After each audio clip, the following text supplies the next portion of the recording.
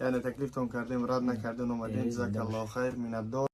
یکی از بهترین توفه های ایشم بخونین و ایشم بخونین.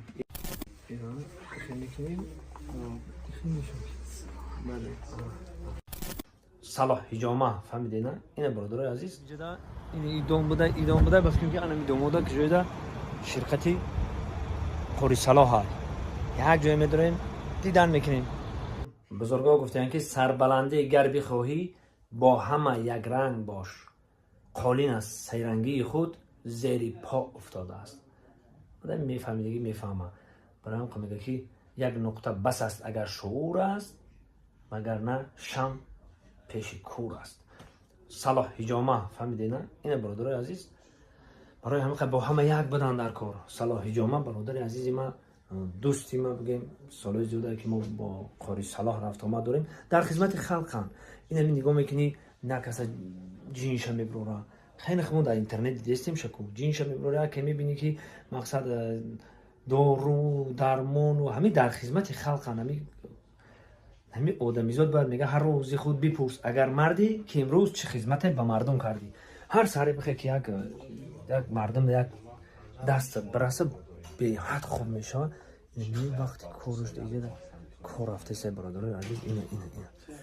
بخشش بچه‌ها که من یک همینجا وقتونو میگیرم حضور زیاد. السلام علیکم. سلام علیکم. سلام میکنم. خوب هستی برادرم؟ الحمدلله. دوست عزیزم قطعی در خونه خدا در مدینه ای گشته بودیم در دومسته. زنده باشید. تشکر میگم که با ما رو دعوت کردن اینجا. یعنی تکلیفتون کردیم رد نکردین اومدین جزاک الله خیر میندار. مرحمت یگان چیزی که در کار باشه. مثلا ما هر کسی که نزد ما میاد که از بهترین توفه که در اون توفه همه چیز وجود داره. یکی از سخنهای امام ابو حنیفه رحمت الله علیه میگه چیزی که میخواهین در دنیا پیداش میکنه. یعنی یک مرد خواست که برای فرزند خودش در روز توش همه چیز یعنی توفه کنه و همه چیز نتونست. و نزد امام ابو حنیفه آمد گفت که من چیکار کنم؟ من قسم یاد کردگی هستم. گفت بهترین چیز در اون که همه چیز وجود داره این قرآنه. یعنی ما هم همون چیز همین میخوایم که برای شما توفه کنیم که در داخل اون همه چیز هست. مثلا دوخیتون بتیم، یعنی مثلا دارو مورو هر چیزی که بتیم این چیزا رو مردم دادگی هست. این چیز خودتون پیدا کرده میتونید. یکی قرآن که میتیم در این قرآن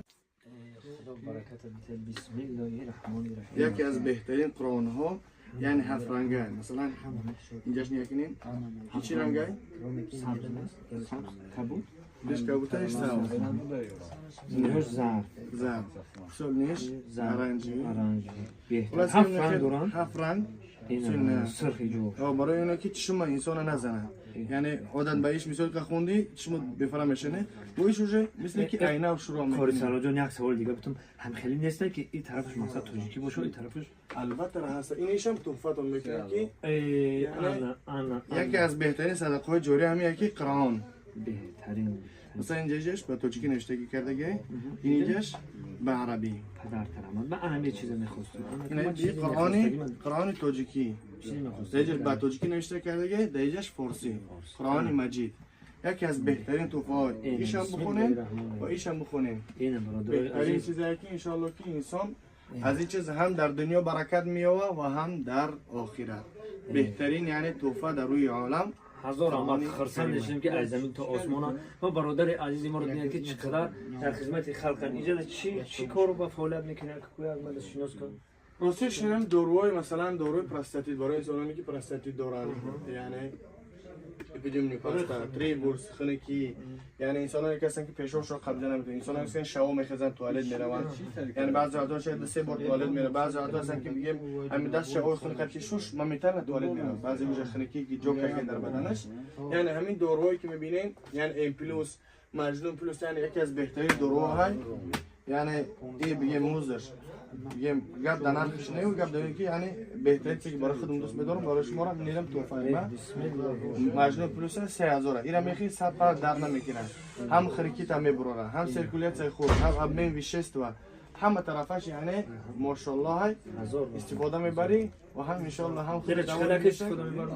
این اگر که خنکی داشته باشی یعنی خنکی داشته باشی اگر سحر بگه نیم قاشق چای میخوری، اگر که پیش هم خوابگی یک قاشق چرک میخری بود نیم ساعت پیش هم خوب بگی بعد انشالله که یعنی خیلی که انشالله قد چنگم نبرایی هزار رحمت الله نیابان تو باشه قاری سلا زنده باشه انشالله کدامت که میان مرحمت در خدمت اینجا دورو هم هست مثلا برای سنگ گرده و برای گرده و برای کلسه و برای خراب شوی و فربه شوی و برای بگیم بغم درد برای همه چیز انشالله که دورو وجود داره و همچون دخیای بهترین پیامبر خدا صلی الله علیه و سلم میگه ما دنیای شما یعنی دو چیز حسن داره بله یکی از اونها یعنی زن های دیمش خوشبویی اولش که درجه اول زن درجه اول مثلا طاعت عبادت الله بعد از طاعت عبادت الله زن و خوشبویی یعنی زن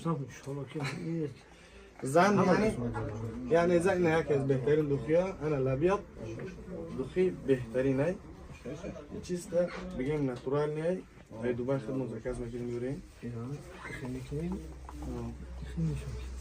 بله بهترین انشالله